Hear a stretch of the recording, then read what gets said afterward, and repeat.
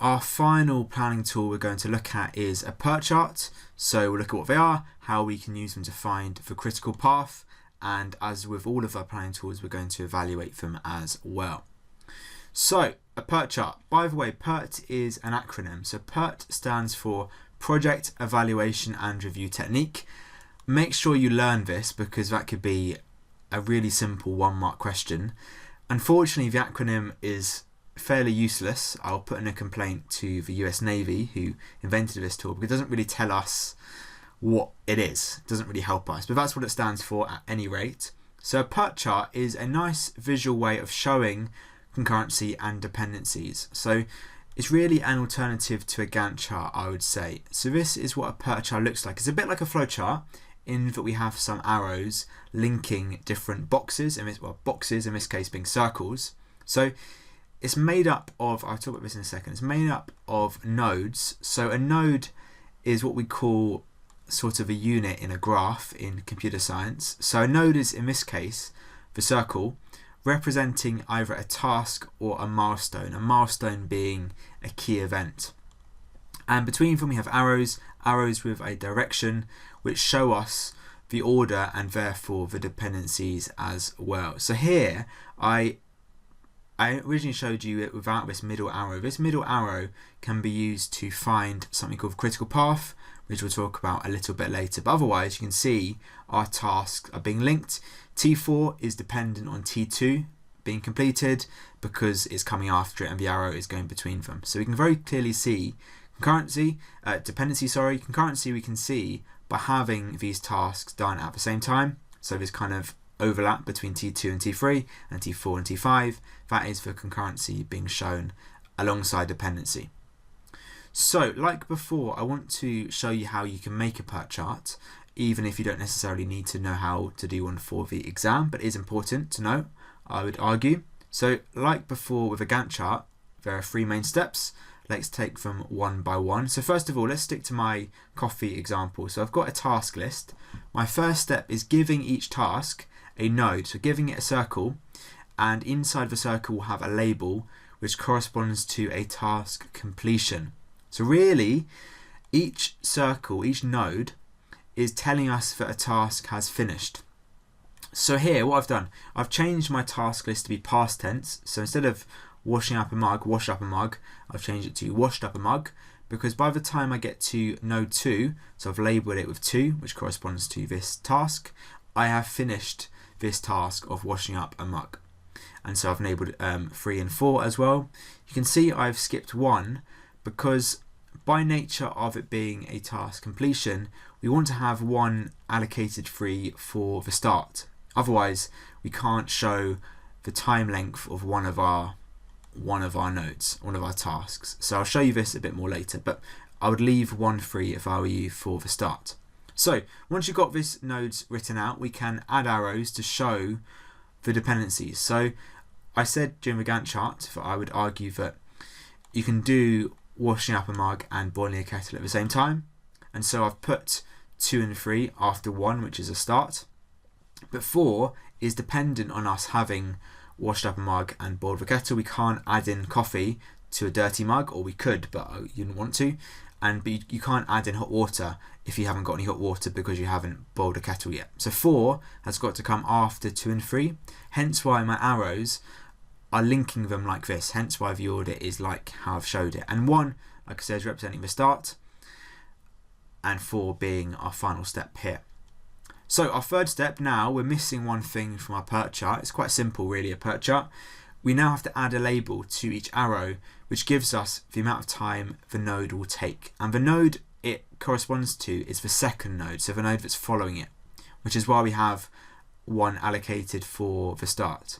So here I said in the previous video that it would take a minute to wash up a mug, it would take a minute to add in coffee and hot water, hence why I've got 1s here. The time comes before our node, whereas it takes say 2 minutes to boil a kettle, which is why the 2 has come before 3 here. Again, if we didn't have a start, we wouldn't be able to show an arrow coming in with the time length. So there's no time length for start, we're just beginning, and so we can move straight away to see how long task 2 and task 3 will take. So it's the label next to the arrow which gives you the length of time, not the length of the arrow. This arrow here could be as long as you want it to be, but it's the label which matters here. And you might have, say, 1 minute written out just so you know the length of time it corresponds to. Okay, so once we've got a final PERT chart, let's decompose it a little bit to see each component. So first of all, I said the circles represent either tasks or milestones. The fancy word is a node, and we have arrows linking the nodes, and the arrows show us the direction we're following. So left to right is time moving forwards, 4 is done after 1. And the arrows also show dependency, so showing which tasks need to follow which other task. So 4 has got to follow 3 and has got to follow 2. It can't be the other way around. If we have multiple arrows coming out of one task, it's showing us concurrency. It's showing us we can do 2 tasks at once. And the label next to the arrow is showing us how long that task will take, the following task will take. So this one here belongs to 4, doesn't belong to 3. A new term which is worth mentioning is slack, because a PERT chart is really good in particular at showing slack when you're planning. So if a teacher says to you, you are slacking, it means you're not really working as hard as you should be. Similar in a project. So slack is where we have time, free time, where we're not working on any task, we're just waiting for something else to occur before we can begin the next task. So maybe you're waiting for a delivery, you're sort of sat about waiting for your parts to arrive, you're not making use of that time effectively. So ideally, we want to remove all instances of slack, because slack is wasting our time if you can avoid it. So let's see where slack exists in my PERT chart here. So I'm taking a minute to do task 2, I'm taking 2 minutes to do task 3, but after a minute, I can't just launch in and start my 4th task because I'm still doing my 3rd task. And the 4th task, adding in the coffee and hot water, is dependent on me having boiled the kettle. I can't just start that without having the kettle boiled. So I spend a minute over here waiting for the 3rd task to finish before I can begin my 4th task. So that 1 minute is what we would call slack. We're waiting for another task to finish before we can begin the next task. So ideally, you'd be able to rearrange your plan to fit in another 1 minute task after you're finished with task 2. And other planning tools might not be able to show that slack so easily as a PERT chart can. A concept related to slack, which is also really valuable, is that of a critical path, and we can use a PERT chart, a finished PERT chart, to find the critical path. So what this is, quite a serious sounding term, this is the longest path on your PERT chart, and the longest path will therefore give you the minimum amount of time it will take a project to complete. So they're kind of opposites here, the longest path and the smallest amount of time. So make sure you've got it in your head that way round. It's not the shortest time, the shortest path, it's the longest path and the minimum time it will take to complete.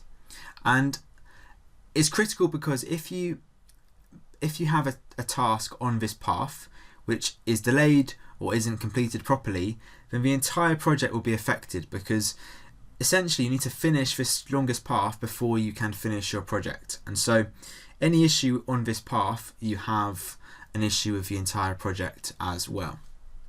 So let's demonstrate this, because I think this is quite hard to understand without an example. Let's go back to one of my PERT charts from earlier. By the way, what's inside of a node can vary a little bit. Also, other stuff can vary. So here I've got T2 for task 2. Don't worry about what's in the node too much. But I've highlighted here in red my critical path. So I've got 2 different pathways here. I can go from T2, T4, T6, or T3 and T5. So T2 and T3 are in concurrent, as are T4 and T5.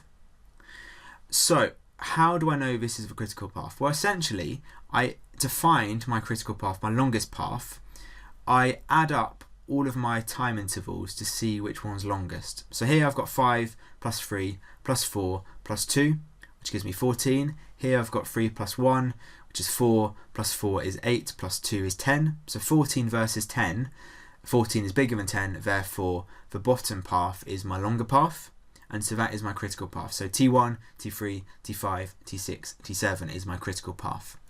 And this will give us the minimum amount of time it will take my project to complete. So 14 time units, who knows what this unit is?